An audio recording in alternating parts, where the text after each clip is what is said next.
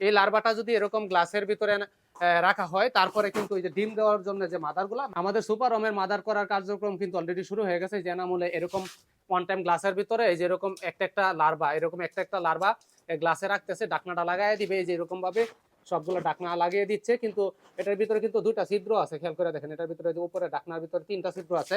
এই লার্ভাটা যদি এরকম গ্লাসের ভিতরে রাখা হয়, তারপরে কিন্তু ওই যে ডিম দেওয়ার জন্য যে মাদারগুলা তৈরি হয়। এই যে লার্ভাগুলা, যে জিনিসটা আমার জানতেই লাগছে 6টা মাস সময়। আমি যখন শুরুতে এই জিনিসটা শুরু করছিলাম, এরকম একটা লার্ভা 50 টাকা করে কিনে, 50 টাকা করে কিনে এই কাপের ভিতরে যে রাখ, আমি কেনার পর এই কাপে যে রাখা মাদার করা লাগে, এই জিনিসটাই আমি জানতে পারি নাই।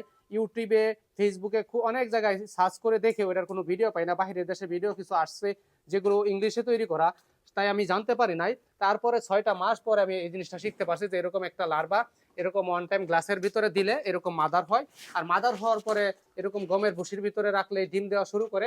তারপরে এই যে লার্ভাগুলো উৎপাদন হয়, এগুলো আমরা চাইলে এখন হাঁস মুরগিরে খাওয়াইতে পারবো। আমি প্রায় এটা শেখার পরে বিগত 4-4 বছর ধরে এটা করতেছি। আর আজকে যেরকম সুপার ওমের মাদার করার প্রক্রিয়া দেখাইছি, আমরা অন্যদিন মেল ওমের কিভাবে চাষ করবেন এটা নিয়ে বিস্তারিত ভিডিও নিয়ে আসবো ইনশাল্লাহ।